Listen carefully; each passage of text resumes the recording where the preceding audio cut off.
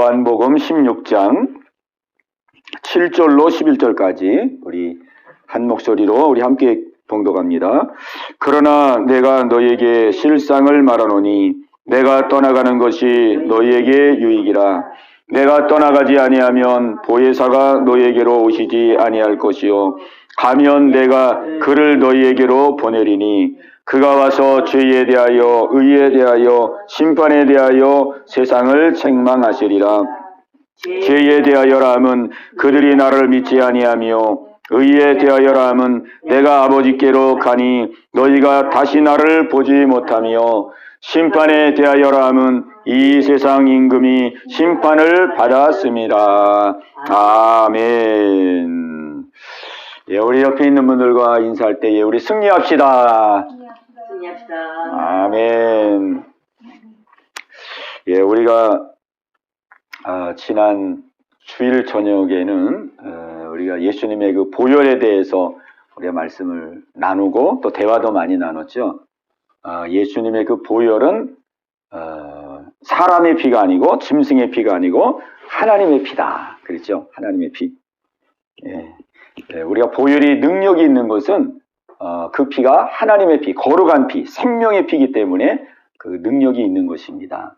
그래서 우리가 사도행전 20장 28절을 우리가 봤죠. 사도행전 20장 28절 거기 보면은 하나님께서 자기 피로 사신 교회 그렇게 돼 있어요. 하나님께서 자기 피로 사신 교회. 그 교회는 우리를 말하죠. 우리 성도들의 모임. 교회는 성도들의 모임이니까 하나님께서 우리를 자기 피로 하나님이 자기 피로 우리를 사셨다. 하나님이 자기 피로 우리를 사신 거예요. 자신이 피 흘림으로 우리를 우리의 생명의 값을 치르고 우리의 생명을 사신 거죠. 사신. 그러니까 이 구속이라는 말이 원래의 그 노예가 이제 그 값에 팔리잖아요. 그래서 옛날에 노예를 살 때에는 노예 몸값을 주고 노예를 이렇게 샀거든요. 원래 그런 용어예요. 그 구원이라는 게, 구속이라는 게 원래 그런 용어예요. 상업적인 용어예요. 상업적인 용어. 값을 치르고 샀다. 이게 구속이고 구원입니다. 이게 상업적인 표현이거든요. 그러니까 그 당시에 사람들은 다 이 상업이라는 건 우리의 생활이잖아요. 그러니까 다 뭘 살라 그러면 값을 치르고 사잖아요.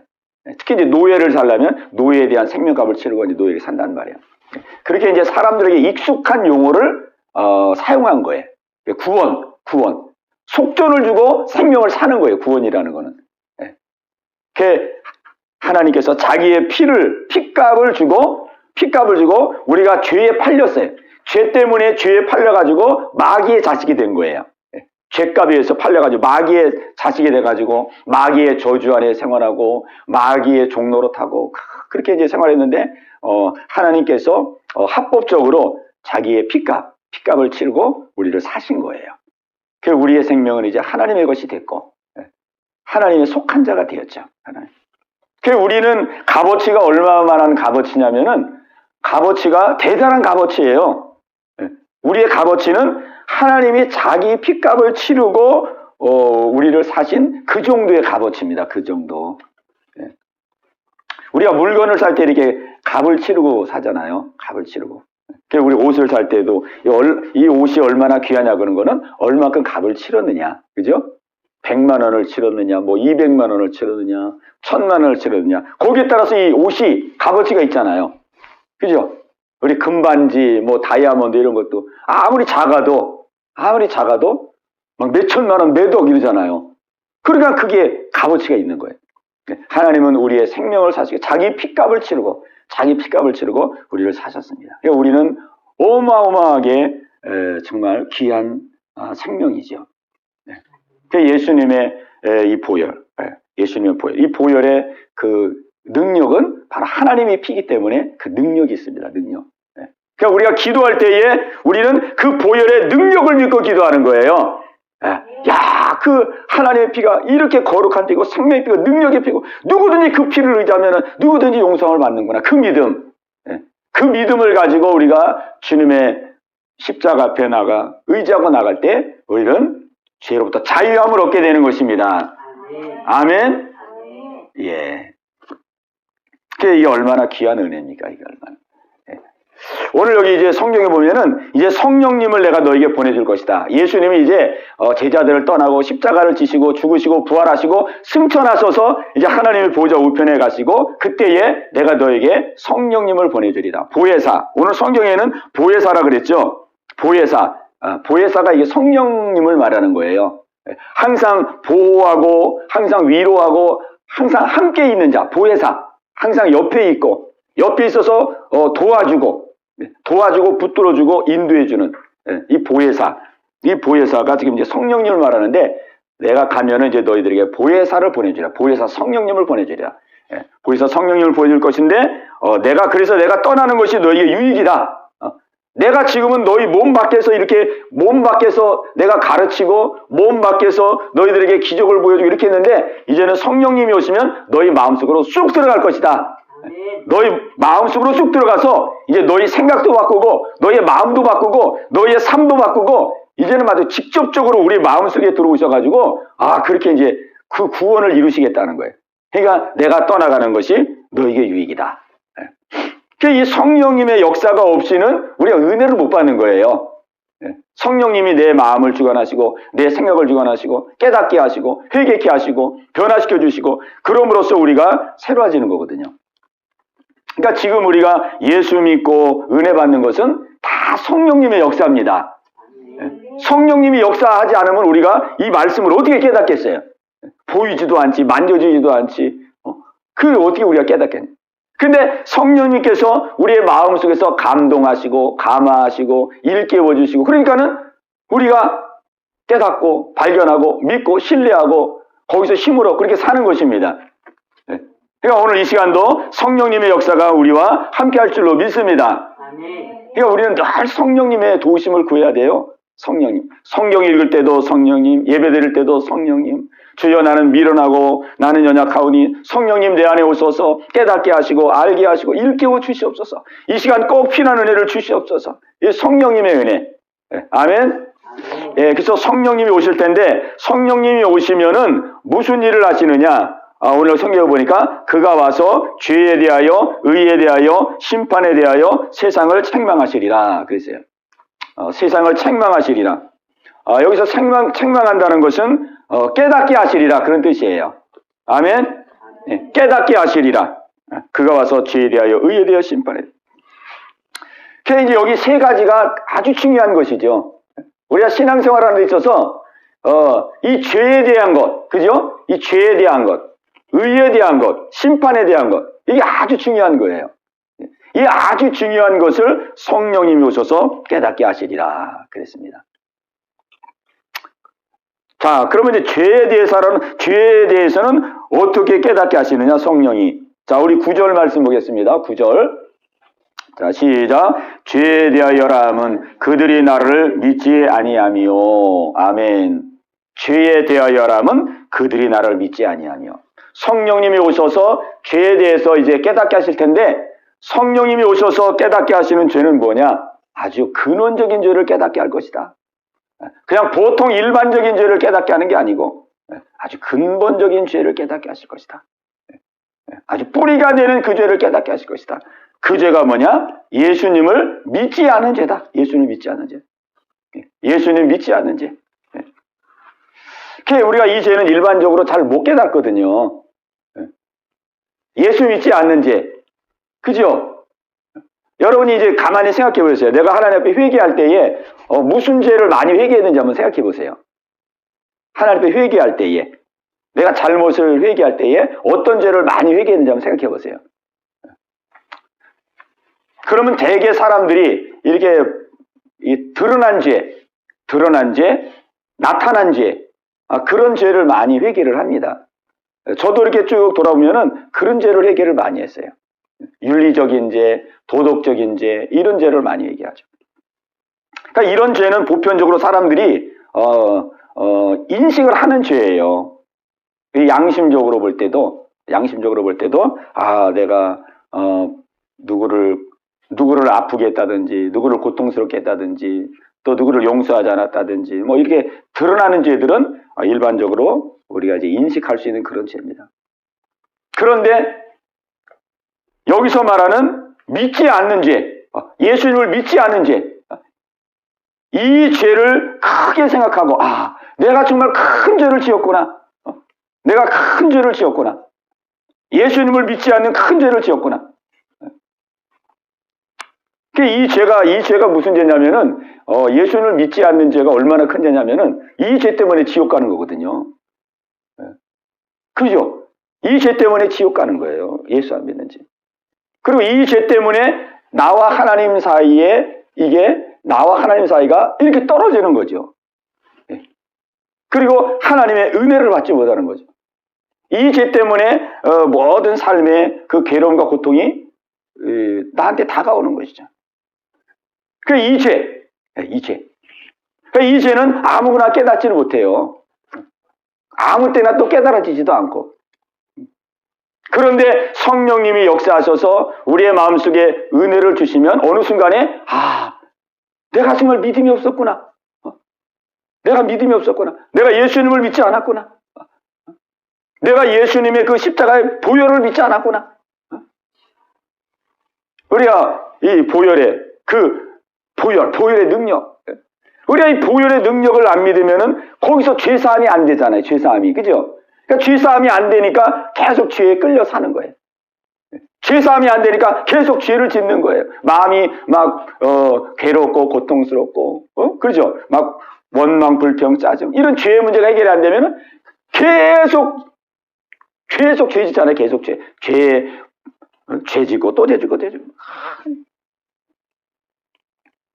이 예수를 믿지 않는 죄 때문에 지옥 가는 것이고, 예수 믿지 않는 죄 때문에 우리가 또 죄를 짓는 것이고, 예수 믿지 않는 죄 때문에 막 우리의 모든 고통이 거기서 오는 것이고, 예수 믿지 않는 죄 때문에 영원한 저주를 받는 것이고. 이 성령님께서 역사, 정말 내가 믿음이 없었구나. 내가 정말 큰 죄인이구나. 이런 것을 이제 성령님이 역사할 때에 다 깨닫게 하시는 거예요. 자기의 믿음의 실체를 보게 하는 거예요. 보게 하는 것. 믿음의 실체. 나는 믿는 줄 알았는데, 내가 믿지 않았구나. 그러니까 우리가 보통 때는 자기가 이 믿음이 있는지 없는지를 잘 분별을 못해요. 잘 못합니다. 예. 그런데 이 성령님이 역사하셔서 내 마음을 확 비춰주면은, 내가 어떠한 믿음의 상태에 있는지, 그거를 우리가 깨닫게 되는 거예요. 예수님은 이 믿음에 대해서 여러 가지를 말씀했어요. 누가 진짜 믿는 자냐 할 때에 여러 가지를 말씀했어요. 예수님이 말씀하신 대표적인 말씀은 열매를 통해서 알 수 있다고 그랬거든요. 열매. 좋은 나무는 좋은 열매를 맺고 나쁜 나무는 나쁜 열매를 맺고, 좋은 열매를 맺는 나무가 좋은 나무다. 그 열매로 그 나무를 알지니 그랬어요. 그러니까 우리 신앙생활에 가장 중요한 진단은 사실 열매거든요. 열매입니다. 열매. 감나무는 아무리 이렇게 아름드리가 이렇게 막 등치가 이렇게 좋고 잎사귀가 많이 맺히고 그래도 아무 의미가 없잖아요. 감나무는 감을 맺어야 돼요. 감을. 그래야 그 나무가 정상이고 튼튼한 거죠. 사과나무는 사과를 맺어야 되고, 겉으로 볼 때만 이 아름드리가 이렇게 크고 그다음에 가지가 쭉쭉 뻗치고 잎사귀가 많고 그런 거는 아무 의미가 없어요. 사과나무는 사과를 맺혀야 되고, 감나무는 감을 맺혀야 되고, 열매가 맺혀야 되는 거예요.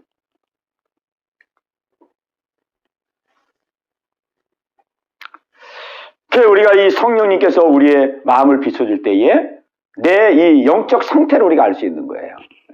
정말 내 믿음의 상태가 어느 상태인지. 그거를 깨달을 때에 거기서 이제 깊은 회개가 이루어지죠. 깊은 회개가 이루어지면서 깊은 믿음의 은혜를 우리가 받게 되는 것입니다. 오늘 이 은혜가 우리 모두에게 있게 되시길 바랍니다. 아멘. 그러니까 이 죄를 깨닫는 게 사실은 제일 큰 은혜예요. 이 성령님이 오셔서 하시는 가장 중요한 일은 죄를 깨닫게 하는 일이에요.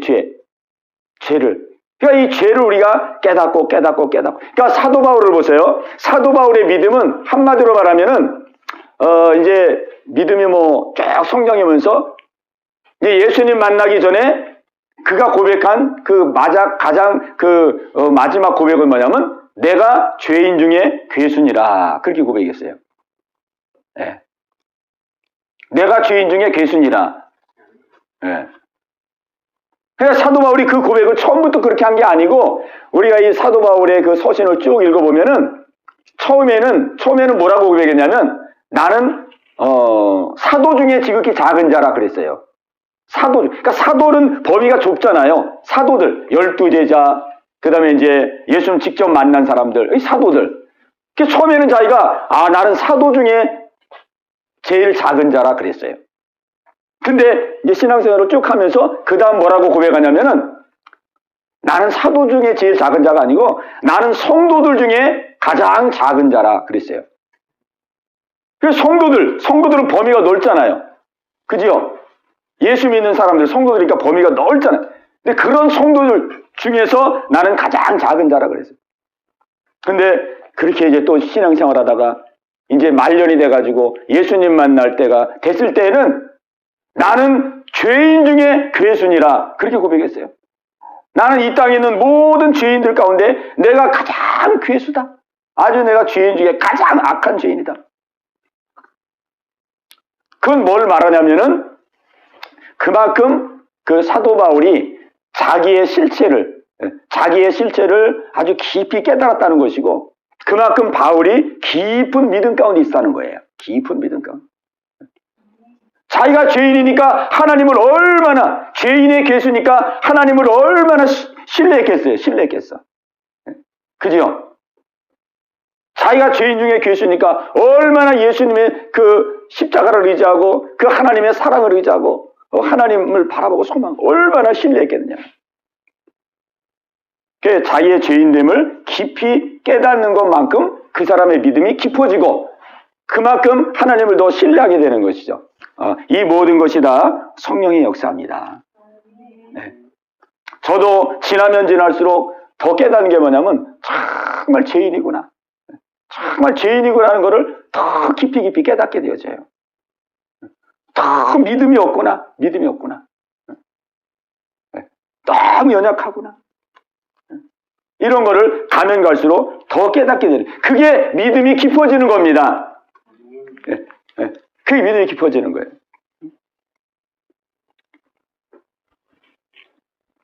처음 신앙생활 할 때는 아이고 내가 조금 잘못 살았구나. 내가 바로 살지 못했구나. 그런 마음을 제가 가지고 이제 생활했거든요. 내가 좀 잘못 살았구나.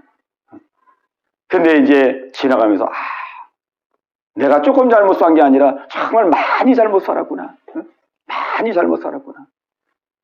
그래서 좀 더 가니까 많이 산 게 아니라 내가 다 잘못 살았구나.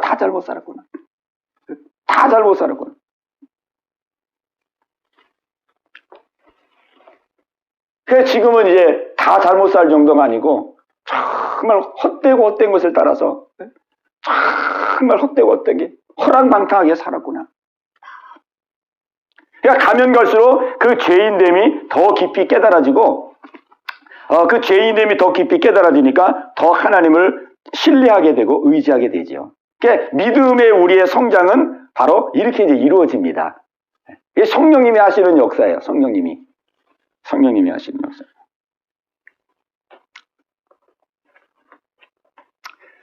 죄에 대하여라 함은 그들이 나를 믿지 아니하며. 이거는 정말 성령의 역사입니다. 이거는 내가 그냥 지식적으로 아는 거하고 내가 실제 죄인이구나라는 것을 깨닫는 거하고는 이건 엄청 다른 것이죠. 내가 죄인이구나 그냥 이렇게 아는 것과 정말 내가 죄인이구나. 이게 삶 속에서 이게 아주 분명하게 다르게 나타나게 됩니다. 오늘 성령님께서 이 은혜 주시기를 원합니다. 예. 또 의에 대하여라 함은 그랬죠. 의에 대하여라 함은 우리 같이 보겠습니다. 10절 시작. 의에 대하여라 함은 내가 아버지께로 가니 너희가 다시 나를 보지 못하며. 아멘. 이거 난로 좀 꺼주실래요? 이거. 자, 의에 대하여라 함은 그랬어요. 우리가 이 신앙생활 하면서 의라는 것이 또 굉장히 중요합니다.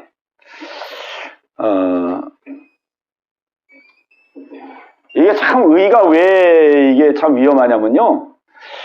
참 의가 자기 자신이 모르는 가운데서 의는 이제 두 가지입니다. 의는 두 가지인데, 한 가지는 사람의 의, 내 의가 있어요. 내 의. 내 의라는 거는 나를 자꾸 드러내는 걸 말해요. 그 다음에 이제 하나님의 의가 있어요. 이거는 하나님이 인정하시는 의예요. 이 두 가지가 있습니다. 근데 이제 사람이 이게 자기 의는 이제 자기를 드러내고 자기를 과시하고 막 이러는 게 자기 의거든요. 근데 이 자기 의가 얼마나 이게 참 교묘하냐면은, 이게 살다 보면은, 예를 들어서 아주 착하게 사는 사람이 있잖아요. 착하게 사는 사람. 착하고 선하게 사는 사람. 착하고 선하게 사는 사람 보면은, 세월이 많이 지나고 나보면은 그 사람들은 자기가 착하고 선하게 살았다는 것이 이게 자기 의가 돼 있는 거예요. 자기 의가. 그래가지고 다른 사람이 착하게 안 살면은 그 꼴을 못 보는 거예요. 그러니까는 옛날에 시어머니들이 막 고생을 많이 하잖아요.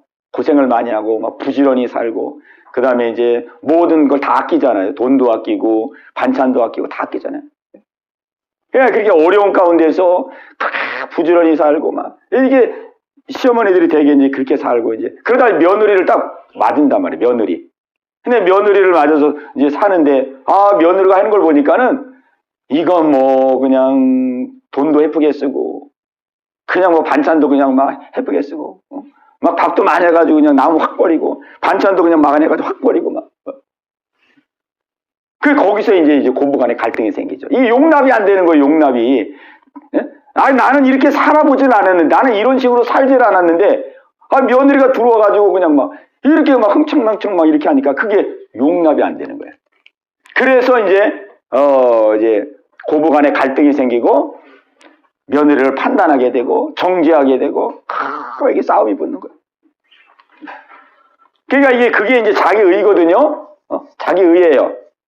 그리고 또 착하게 산 사람들, 그 다음에 이제 아주 정직하게 산 사람들, 이런 사람들은 또 무슨 폐단이 생기냐면은 상대가 조금만 거짓말을 해도 그것이 소화가 안 돼요.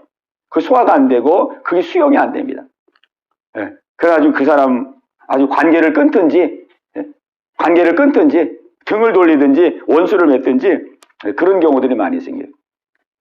이게 이제 사람의 의입니다. 사람의 의. 그러니까 이 사람의 의와 하나님의 의가 있어요. 사람이. 그러니까 오늘 여기서 말하는 10절에서 말하는 여기 의라는 건 뭐냐면은, 하나님께서 우리에게 요구하는 의는 오직 예수님의 의만을 하나님은 받아들이신다 하는 것을 지금 말씀하고 있는 거예요. 의에 대하여라 함은 내가 아버지께로 가니 그랬잖아요. 아버지께로 가니 그랬어요. 네. 그러니까 누구든지 아버지 앞에 설 자가 없거든요. 이 세상에는. 하나님 앞에서는 누구도 설 수는 없어요. 다 죄인이니까. 그런데 오직 아버지께 갈 수 있는 분은 누구냐면 예수님밖에 그 아버지 앞에 가지를 못하는 거예요. 그러니까 아버지 앞에 그 인정받을 수 있는 사람은 예수님밖에 없는 거예요. 아멘? 예수님이 십자가 지시고, 이 내용은 지금 뭐냐면 예수님이 십자가 지시고 부활하시고 그리고 승천하셔서 아버지께로 가셨다, 그런 뜻이거든요. 많이 생략된 내용이에요. 지금 이게 예수님이 십자가에서 지시고 죽으시고 부활하셔서 아버지께로 가셨다. 아버지께로.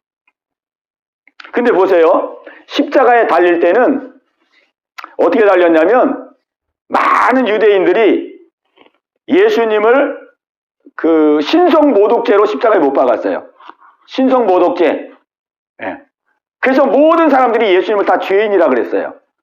저 사람은 하나님을 모독하고 모세의 율법을 어기고 안식일도 어기고 자기가 하나님이라 그러고 아주 하나님 앞에 용서받을 수 없는 아주 신성모독죄를 지었다. 그 모든 사람들이 다 예수님을 죄인이라 그랬어요. 그런데 하나님은 어떻게 판결을 내렸느냐? 하나님이 판결을 내리신 것은 예수가 옳고 모든 당대의 사람들이 다 잘못됐다, 그렇게 판결을 내린 거예요. 그게 뭐냐면 부활이에요. 부활. 사람들이 다 죄인으로 죽였는데 죽였는데 하나님이 예수님을 살렸어요. 그건 뭐냐면 예수님이 죄인이 아니고 예수님은 의로운 사람이다. 그 예수님의 의를 드러낸 거예요. 부활이라는 것은. 그러니까 우리가 이 세상에 볼 때는요, 이 의라는 개념이 이게 하나님하고 맞지를 않는 거예요. 그 사람들은 막 예수님이 신성모독죄고 자기가 하나님이라고 그러고, 그러니까 저 사람이 죄인이고, 자기들이 옳고, 자기들이 예수를 죽인 것이 자기들이 옳고 자기들이 잘한 일이고 자기들이 하나님 앞에서 합당한 일이야, 그렇게 생각을 했거든요. 사람들이 말하는 그게 의예요. 사람들이 말하는 의. 그런데 하나님의 의는 그 사람들의 의와는 전혀 다른 거예요. 예수님을 죽음에서 살리심으로 말미암아 예수가 의로운 자요, 너희들은 죄인이요. 그 예수님은 부활하셔서 하나님 앞으로 올라가신 거예요. 그거는 예수님이 의롭다는 것을 말씀하는 거예요. 아멘. 그래서 우리가 오직 하나님 앞에 갈 수 있는 것, 하나님 앞에 설 수 있는 것은 오직 예수님의 그 의를 힘입어서만 우리는 하나님 앞에 설 수 있는 거예요. 아멘. 아멘. 예. 그러니까 누구도 하나님 앞에 설 수가 없어요. 누구도. 아무리 이 세상에서 뭐 선하고 의롭고 뭐 공의롭고 그렇다 할지라도 그 정도의 의를 가지고는 하나님 앞에 서지를 못해요. 예수님의 의를 우리는 던져요. 예수님의 그 보혈, 그 예수님의 보혈, 거룩한 보혈로 깨끗하게 씻음 받아가지고, 하나님이 원하는 그 수준까지 딱 돼야 우리는 하나님 앞에 의롭다고 인정을 받는 거예요. 그러니까 예수님을 믿지 아니하고는 의롭게 될 수가 없는 거예요. 그게 하나님의 의예요. 하나님의 의. 아멘. 아멘. 네.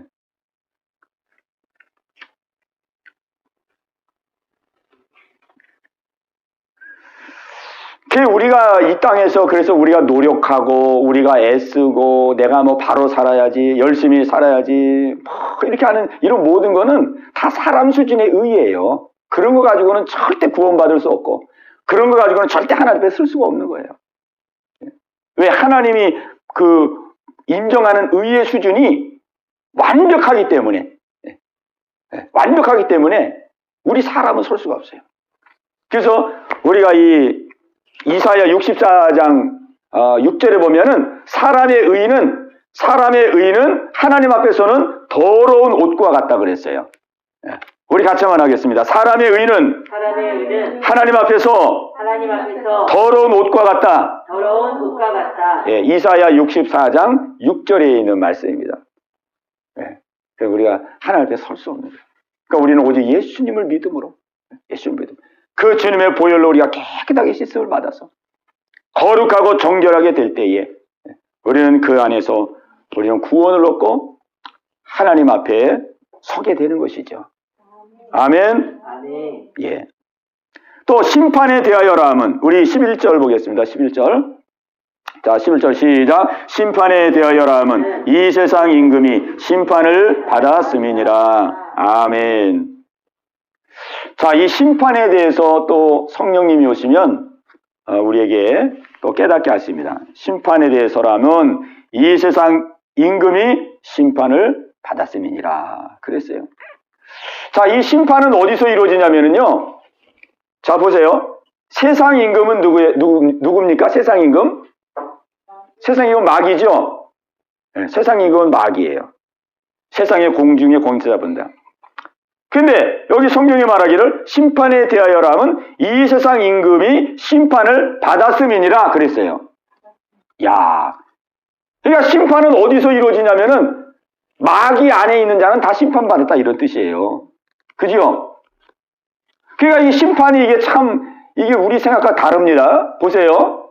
심판이 마귀 안에 있느냐 예수 안에 있느냐 여기에 따라서 갈라지는 거예요. 예수님 안에 있는 자는 구원받는 것이고 마귀 안에 있는 자는 심판받는 거예요. 자, 보세요. 이 마귀가 우리를 유혹하는 것은 육신의 정욕, 안목의 정욕, 이생의 자를 가지고 우리를 유혹하죠. 그럼 막 돈도 많이 벌고 명예도 얻고 출세도 하고 그러잖아요. 세상 사람들이 올 때는 막 부러움의 대상이잖아요. 야, 나도 저 사람처럼 살았으면 좋겠다. 저 사람은 얼마나 행복할까? 근데 그 사람들은 마귀 안에 있기 때문에 다 지옥 가는 거예요. 심판을 이미 받았어요. 자, 어떤 이제 조폭 세계가 조폭. 그 어떤 분이 그러더라고요. 아, 자기는 이제 그 조폭에서 어렸을 때부터 살았는데, 자기는 전혀 그 조폭 그 두목한테 반항을 해본 적이 없대요. 그냥 조폭이 모이라면 모이고, 두목이 모이라면 모이고, 어디 가라면 가고, 싸우라면 싸우고, 싸우라면 싸우고, 몽둥이 가져라 몽둥이 가져오고, 이렇게 살았다는 거예요. 그냥 아주 그냥 조폭에게 청승하면서 한 번도 반항도 안 하고, 아주 고분고분. 그런데 이 조폭의 세계에서는 순종을 잘할수록 어떻게 됩니까? 더 악한 거예요, 사실은. 그죠? 더 악한. 우리가 이 마귀의 세계 속에서, 마귀가 지배하는 이 세계 속에서, 내가 예수 안에 머물지 않고 마귀가 머무르는 세계 속에서 내가 거기서 착하게 살고, 거기서 아주 성실하게 살고, 거기서 열심히 살고, 그러면 그 사람은 어떻게 됩니까? 악의 성실이요. 예, 그 사람은 성실히 살수록 더 악해지는 거예요. 그죠? 마귀 안에서는 막 내가 맞지 않으면 막 반항도 하고 말이야. 반항도 하고, 틀리면 싸우기도 하고. 근데, 마귀 안에서 살면서도, 나는 성실하게 살았어요. 나는 반항도 하지 않고, 난 아주 열심히 살았어요. 아주 최선을 다해서 살았어요. 예. 그게 별 의미가 없는 거예요. 그죠? 마귀 안에 있는 자는 그냥 다 지옥으로 가는 거거든요. 그러니까 원래 지옥을 왜 하나님이 만들었냐면은, 우리가 마태복음에 보면은 이 지옥을 만든 이유는 그 마귀와 그 귀신들을 멸하기 위해서 만들었다. 그렇게 말씀하고 있습니다. 마귀와 귀신들을 멸하기 위해서 이 지옥을 만든 거예요. 그런데 많은 사람들이 마귀를 쫓다가 마귀의 미혹을 받아서 그 마귀가 가는 데를 따라 들어가는 거예요. 그냥 지옥으로. 그러니까 우리는 예수 안에 있을 때에 우리는 구원을 얻고 천국에 가게 되는 것입니다. 그러니까 마귀 안에 있으면 이미 심판을 받았기 때문에 다 멸망받고 지옥에 가는 거예요.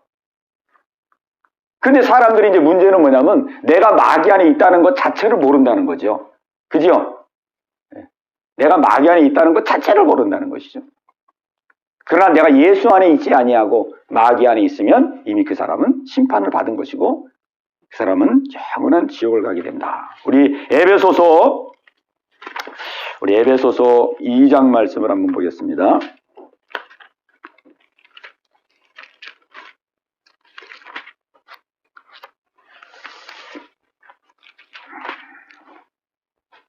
에베소서 311페이지, 신약성경 311페이지입니다. 에베소서 2장 1절로 2절 말씀.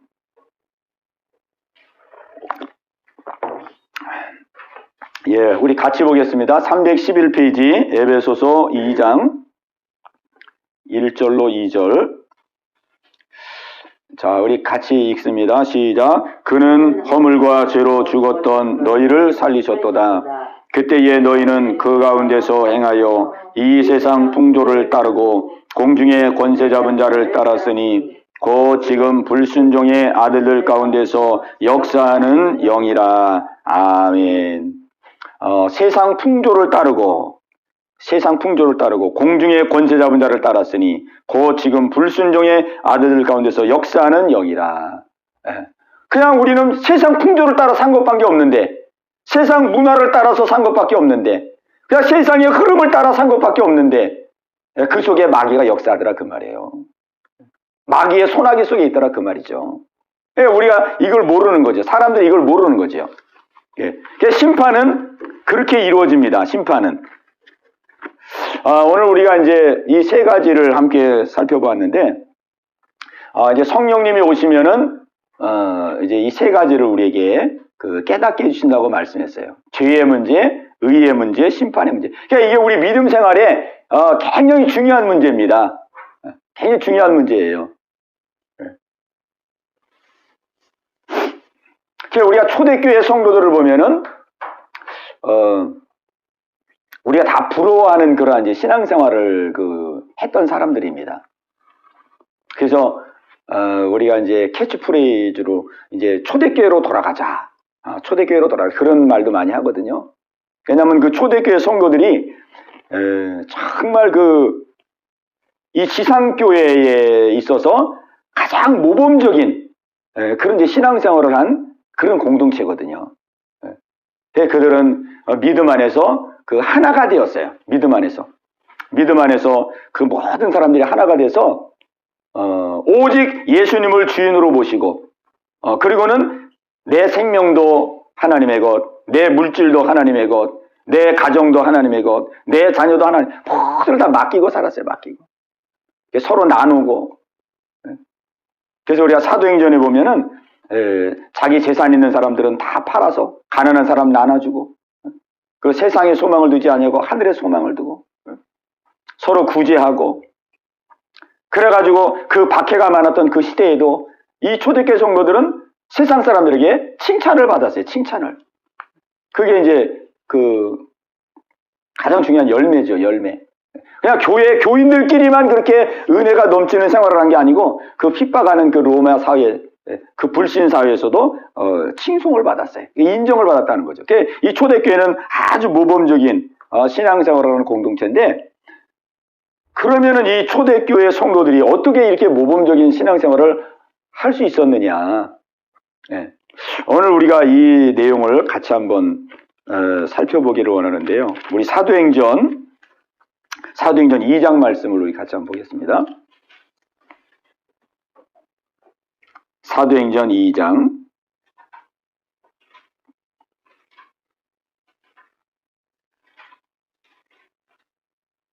사도행전 2장 42절부터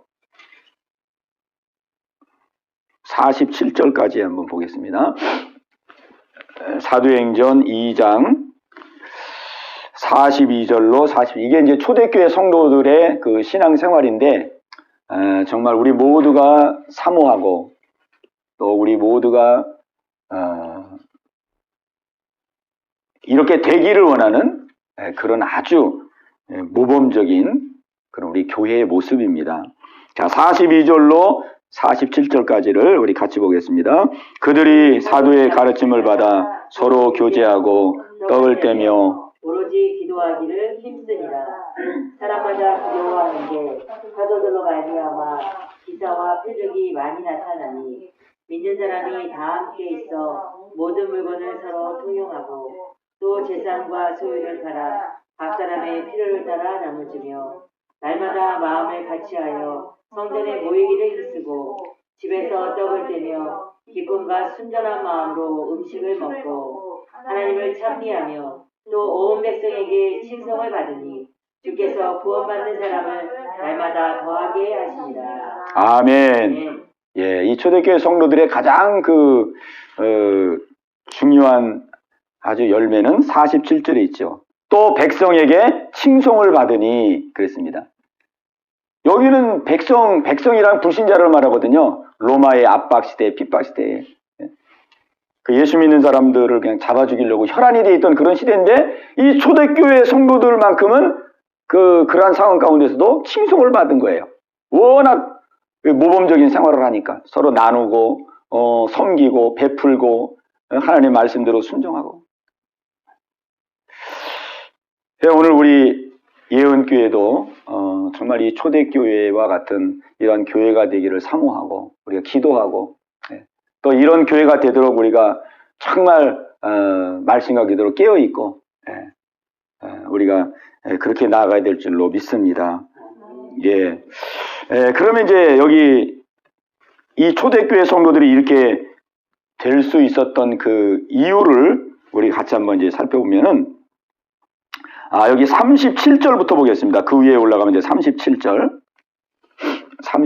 보면은, 자, 37절로 41절까지 37절로 41절까지를 보겠습니다. 시작. 그들이 이 말을 듣고 마음에 찔려 베드로와 다른 사도들에게 물어 이르되 형제들아 우리가 어찌할꼬 하거늘 베드로가 이르되 너희가 회개하여 각각 예수 그리스도의 이름으로 세례를 받고 죄사함을 받으라. 그리하면 성령을 선물을 받으리니 이 약속은 너희와 너희 자녀와 모든 먼데 사람 곧 우리 주 하나님이 얼마든지 부르시는 자에게 하신 것이라 하고 또 여러 말로 확증하며 권하여 이르되 너희가 이 패역한 세대에서 구원을 받으라 하니 그 말을 받은 사람은 세례를 받음에 이날의 신도의 수가 3,000이나 더하더라. 아멘. 예, 이 말씀은 이제 어떤 말씀이냐면 베드로가 이제 오순절날 성령 받고 이제 설교를 했어요. 설교를 했을 때 그 많은 유대인들이 회개하고 3,000명이 이제 회개하고 돌아와서 그 3,000명이 이제 초대교회 성도가 된 거예요. 그 베드로의 설교를 듣고 회개하여 그들이 이제 초대교회를 형성해서 믿음 생활을 했는데 그들의 믿음 생활이 이렇게 바뀐 거예요. 아주 근본적으로 삶이 확 바뀌어버렸어요. 내 생명의 주인도 하나님, 내 물질의 주인도 하나님, 그 다음에 모든 형제와 자매가 그 하늘 가족이 되고, 한 가족이 되어서 서로 돌아보고, 서로 살피고, 서로 교제하고, 그래서 세상 사람들에게 칭송을 듣는 이러한 역사가 일어난 거예요. 근데 이러한 역사가 일어난 것이 이제 어디서부터 출발되냐면은 회개로부터 시작된 겁니다. 회개로부터. 여기 37절에 보면은 그들이 이 말을 듣고 마음에 찔려 베드로와 다른 사도들에게 물어 이르되 형제들아 우리가 어찌할꼬 하거늘 베드로가 이르되 너희가 회개하여 그랬습니다. 회개하여. 그러니까 이 회개가 굉장히 중요한 거예요. 이 초대교회 이 성도들의 이 믿음의 이 아름다운 삶은 회개로부터 이루어진 겁니다. 회개. 아멘. 그러니까 이게 회개가 안 이루어지면은 이렇게 신앙생활이 이렇게 근본적으로 확 바뀌질 않아요. 회개가 있어야 되는 거예요. 회개. 그냥 우리가 은혜만 받고 축복만 받고 하나님의 사랑만 받고는 우리가 근본적으로 확 바꿔지지가 않아요. 근본적으로 바꿔지는 거는 회개가 이루어져야 돼. 회개. 회개라는 건 뭐냐면 이 돌이키는 거거든요. 아, 내가 잘못 살았구나. 내가 잘못 살았구나. 내가 삐뚤어 살았구나. 이거를 깊이 깨닫고 아, 내가 이제 삶을 바꿔야 되겠구나. 내가 세상을 향해던 삶에서 이제 예수님을 바라보고 예수님의 말씀을 의지하고 내가 이 땅을 바라보는 데서 하늘을 바라보고 이제 내가 새롭게 살아야 되겠구나. 이 땅은 헛된 거였구나. 아무런 의미가 없는 거였구나. 그래서 초대교회 성도들이 마음을 확 바꾼 거예요. 회개. 근데 여기서 이제 회개가 어떤 회개가 이루어졌느냐? 여기서 이루어진 회개가 어떤 회개였냐면은 바로 예수님이 요한복음 16장 9절에서 말씀 것처럼 근본적인 죄를 회개한 거예요. 죄라 함은 저희가 나를 믿지 아니하며 이 회개, 이 근본적인 죄, 이 근원적인 죄를 회개하는 이 회개가 이루어진 거예요. 이 회개가. 아, 유대인들이 베드로의 설교를 들어보니까 유대인들이 예수님 다 죽였잖아요. 신성모독자라고 다 죽였어요. 자기가 하나님이라고 그래 다 죽였어요. 근데 베드로가 성령이 충만하게 설교를 하는데 여러분들이요, 예수님은 이 땅에 오신 예수님은 구약에 예언된 분이고 그분은 이 땅에 오셔서 우리의 죄를 사하시고자 하나님이 보낸 분이고 그분은 죽으시고 다시 부활할 것이 이미 약속된 분이신데 그분이 십자가에 죽으시고 구약 성경의 약속대로 그분이 살아나셨습니다. 그리고 하나님께서 그분을 이 땅에 주와 그리스도로 세웠습니다. 이 땅에 주님과 그리스도로 세웠습니다. 그런데 여러분들이 그분을 죽였습니다. 이렇게 설교를 했어요. 근데 그 설교를 들을 때에 성령님이 역사한 거예요. 보혜사 성령이 오실 것인데 그 성령은 죄에 대하여 깨닫게 하고 의에 대해서 깨닫게 하고 심판에 대해서 깨닫게 하리라. 그 성령님께서 그 듣는 유대인의 마음속에 확 깨닫게 한 거예요. 아, 우리는 저 예수가 신성모독자인 줄 알고 죽였는데 그 예수가 구약에 하나님이 예언한 분이구나. 이 땅을 구원하기 위해서 보내신 메시아구나. 그 예수를 이 땅에 보내시고 죽어도 그가 부활한다고 구약에 예언되어 있는데 그분이 바로 예언된 우리의 메시아구나. 우리가 하나님을 죽였구나. 우리가 예수를 믿지 아니하고 우리가 예수님을 십자가에 죽였구나. 이걸 깨달은 거예요. 그래가지고 설교 듣고 막 사도들에게 물어 이르되 형제들이여 우리가 어찌할꼬? 아이고 우리가 하나님을 죽였는데 하나님의 아들을 죽였는데 이거 큰일 났는데 이거 우리가 이제 어떻게 됩니까? 우리는 이제 하나님의 진노받고 하나님의 심판받을 지금 이런 중죄인인데. 그때 베드로가 너희가 회개하여 각각 예수 그리스도의 이름으로 세례를 받고 죄사함을 받으라 그런 거예요. 그래서 이때에 이 회개가 이루어지게 되는데 이때 회개는 예수님을 믿지 않은 죄. 그 수년 동안 하나님이 보내주겠다는 그 메시아가 실제 왔는데 그분이 너무 낮은 모습으로 왔기 때문에 유대인들이 모른 거예요. 메시아가 막 엄청나게 영광 속에 올 줄 알았는데 갓난아기로 오고 그냥 낮은 자리에 오고 마지막에는 십자가에서 힘없이 달려 돌아가니까 메시아를 알아보지 못한 거예요. 근데 베드로의 설교를 들어보니까 그분이 구약에 예언된 분이었어요. 그게 다윗의 예언을 쭉 말씀합니다. 그분이 구약에 예언된 메시아. 그분이 죽고 부활하실 것이 예언됐는데 실제 부활하신 메시아. 그걸 깨달으면서 야 우리가 하나님의 아들을 죽였구나. 하나님의 아들을 믿지 않았구나. 우리가 정말 죽을 죄를 졌구나. 수천 년 동안 우리는 메시아를 고대했는데 실제 메시아가 왔는데 그 메시아를 알아보지 못하고 그 메시아를 믿지 않냐고 우리가 메시아를 죽였구나. 이 근본적인 회개가 이루어진 거예요. 우리가 죽을 죄를 졌습니다. 우리가 지옥 갈 죄를 졌습니다. 불쌍히 여겨 주시옵소서. 그런 회개가 이루어진 거죠. 근본의 회개가 이루어진 거죠. 그러니까 그들의 삶이 근본적으로 바뀌어진 거예요. 그게 죽었다가 산 거예요. 한마디로 말하면. 죽었다가 산. 그 간절한 기도를 들으시고 하나님께서 죄사함의 은혜를 주시고 성령을 선물로 주시고 그랬더니 마음에서부터 이제 막 기쁨이 몰려오고 막 소망이 오고 막 은혜가 넘치고 그래 자기들의 이제 이게 모든 것이다. 내 생명도 하나님의 것이고 내 자녀도 하나님의 것이고 모든 하나님의 것이구나. 여기 보면 아주 자세하게 38절에 보면은요 아주 베드로가 우리 신앙생활에 아주 그 신앙생활을 어떻게 해야 될 거를 아주 자세하게 여기 잘 말씀해 주셨어요. 자 38절에 보면은 베드로가 이르되 너희가 회개하여 그랬잖아요. 이 근본의 회개입니다. 이 회개가 그냥 우리가 윤리적으로 도덕적으로 지은 그 죄를 말하는 게 아니고 우리가 예수를 믿지 않았구나. 그분이 메시아인데 그분을 믿어야 우리가 사는 건데 믿지 않을 뿐만 아니라 그분을 우리가 십자가에서 죽였구나. 그 근원적인 죄를 깨닫고 회개한 거예요. 오늘 우리에게 이 은혜가 있기를 바랍니다. 그러니까 예수 믿지 않은 죄가 이렇게 큰 죄예요. 아담과 하와가 범죄해서 죽을 수밖에 없었고 그럼에도 불구하고 하나님이 예수님을 보내주셔서 살리려고 했는데 그럼에도 불구하고 예수를 믿지 않은 죄. 이게 이제 근원적인 죄죠. 자, 베드로가 이르되 너희가 회개하여 각각 예수 그리스도의 이름으로 세례를 받고 그랬죠. 세례를 받고 죄사함을 받으라 그랬어요. 자, 여기 보세요. 여기 보면은 이 죄사함을 받는 게 단번에 죄사함을 받는 게 아니라는 것을 말씀합니다. 먼저 회개하고 그다음에 어떻게 하라 그랬어요? 회개하고 예수 그리스도의 이름으로 세례를 받으라 그랬어요. 세례. 그래야 죄사함을 받으리라 그랬어요.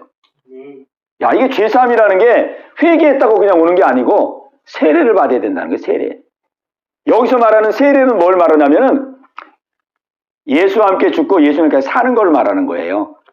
예수님과 연합되는 걸 말합니다. 아멘.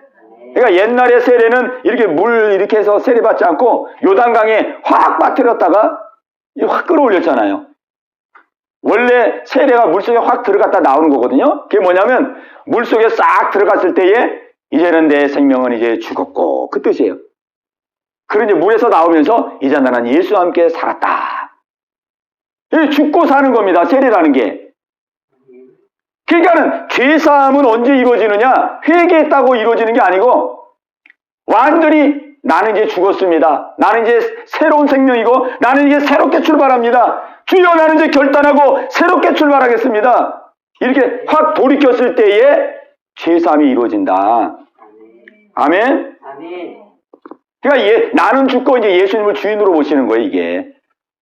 주님, 이제 나는 헛되게 샀던 내 옛날, 무익하게 살았던 내 지난날 삶, 이제 나는 옛사람은 죽고, 이제 예수님을 내 안에 주인으로 모시고, 이제 예수님과 함께 나는 이제 새 출발하겠습니다. 새롭게 시작하겠습니다.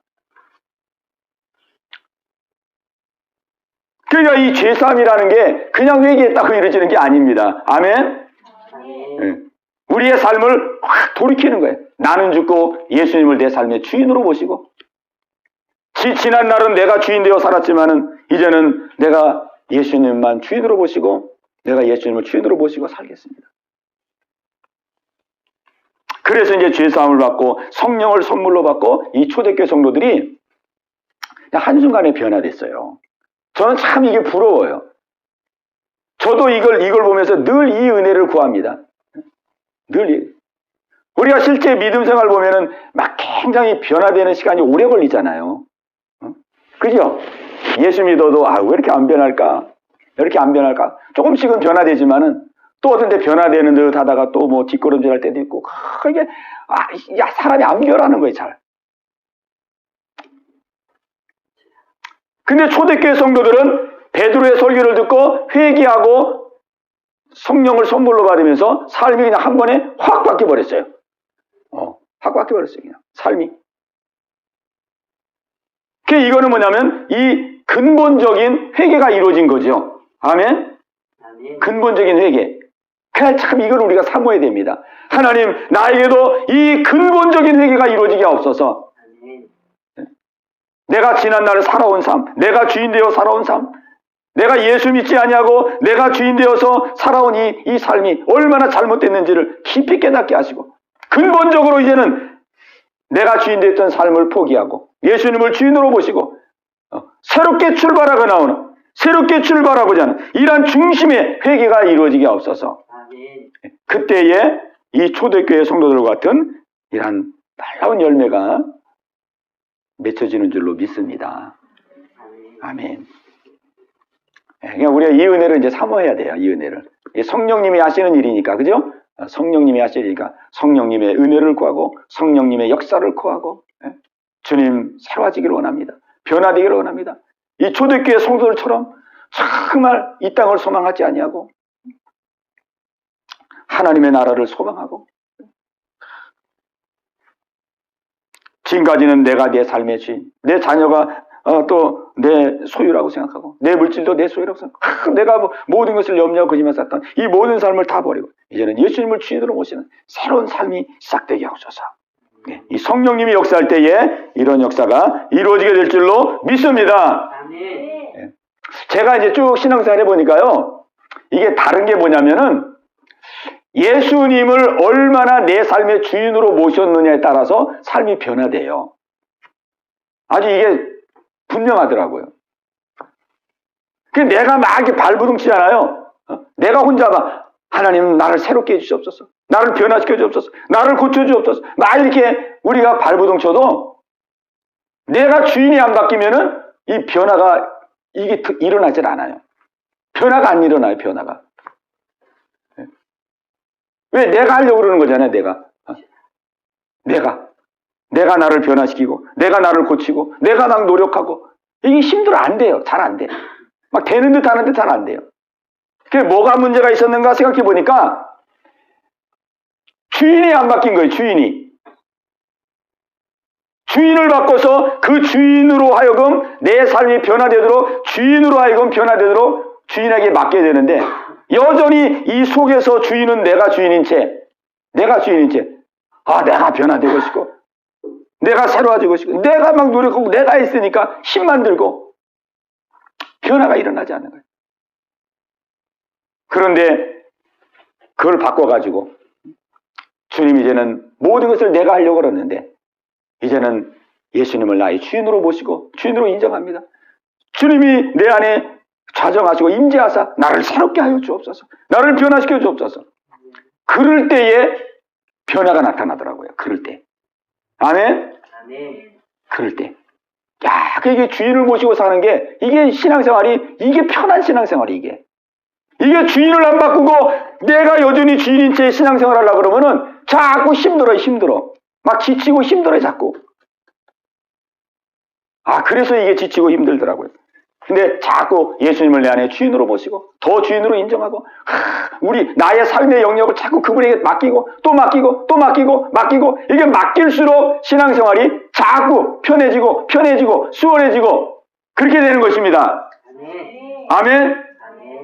그러니까 이 초대교회 성도들은 예수님을 그냥 단번에 주인으로 확 모시니까 그 다음부터 자유한 거예요. 옛날에는 막 물질 내 거라고 그냥 물질 붙들고 막 물질하다 소망도 그랬는데 예수님이 주인으로 확 들어와 보니까 천지 만물이 다 내 건 거예요. 천지 만물. 예수님이 들어왔으니까. 예수님이 들어오니까 천지 만물이 다 내 것이고. 그지요? 세상 것이 아주 그냥 시시해 보이고 세상 것이 시시하니까 하늘나라를 소망하고 예수님이 들어오니까 마음이 풍성하니까 막 나눠주고 베풀고 자유함이 임하고. 그지요? 사방으로 우겨쌈을 당해도 쌓이지 아니하고 거꾸로 트림을 당해도 넘어지지 아니하고 핍박을 당해도 버림받지 아니하고 거꾸로 트림을 당해도 망하지 아니하고. 아멘. 이런 역사가 막 나타나니까 기쁨과 충만함으로 믿음 생활이 되는 거예요. 그러니까 안 믿는 사람들도 막 칭송해. 그 당시에 막 핍박하는 사람도 저 사람들은 이렇게 핍박받고 고통당하면서도 어떻게 저렇게 사랑하고 나눠주고 저렇게 어떻게 저렇게 살까? 이 초대교회 성도들이 이러한 그 믿음 속에서 이 로마 사람들 사람 전도해가지고 300년 만에 그냥 로마를 엎었잖아요. 300년 만에. 이 열매가 있기 때문에 신앙 삶의 열매가 있기 때문에 그 전도하기 어려운 그 어려운 상황에서도 그냥 복음이 막 확산됐잖아요. 복음이. 가난한 자 같으나 부유한 자고. 왜? 예수님이 내 안에 주인으로 있으니까. 무명한 자 같으나 유명한 자고. 없는 것 같은 자나 있는 자고 근심하는 자 같으나 기뻐하는 자로다. 이 역사가 예수님을 주인으로 모신 그 심령 속에 이루어지는 것입니다. 그래서 저도 요즘 계속 기도하는 그 중요한 기도 제목이 뭐냐면 정말 예수님을 나의 주인으로 온전히 모시고 내가 열심히 하고 내가 노력하고 내가 애쓰는 거 이 한계가 있구나. 이건 한계가 있구나. 주인을 바꿔놓고 그렇게 해야 되는데 주인을 그냥 바꿔놓지 않냐고 내가 노력하고 내가 하려니까 막 힘든 거예요. 지치고. 그래서 이제 요즘에는 예수님을 나의 주인으로 더 모시고 인정하고 내 삶의 영역을 자꾸 맡기고 내 건강도 내 생명도 내 목회도 자꾸 삶의 영역을 예수님 주님을 나의 주인으로 인정하고 시인합니다. 주님 맡깁니다. 맡아 주관하시고 역사하여 주옵소서. 그러니까 자꾸 마음이 더 가벼워지고 마음이 평화가 임하고 그죠? 삶의 변화가 드러나고 이런 역사가 그전보다는 더 아주 분명하게 그렇게 이루어지는 거예요. 그 예수님을 주인으로. 그래서 모든 성경 구절이 주 예수를 믿어라. 너희가 만일 예수님을 주로 시인하고 주인으로 주 예수를 믿으라. 그러면 너와 내 집이 구원은 다 주 예수 주님으로 믿어야 된다. 예수님을 믿는 것은 그냥 개념적으로 그냥 신념으로 믿는 것이 아니라 내 마음의 주인으로 믿어야 된다. 그게 주 예수예요. 주 예수. 오늘 이 역사가 우리 가운데 이루어지기를 바랍니다. 아멘. 내가 주인 되지 않으면 그 영역은 마귀가 우리를 딱 장악하는 거예요. 그만큼 종이 되는 거예요. 그러니까 힘들어지는 거예요. 오늘 초대교회 성도들의 이 삶의 이 놀라운 이 삶의 비결이 바로 여기서 이루어진 겁니다. 근원적인 죄를 회개해서 내가 주인으로 살았던 것을 다 청산하고 예수님을 주인으로 모시고 딱 믿음을 새롭게 결단하고 나가니까 주님이 마음에 오시니까 세상의 모든 것을 가진 자요. 그죠? 세상의 모든 것을 가진 자요.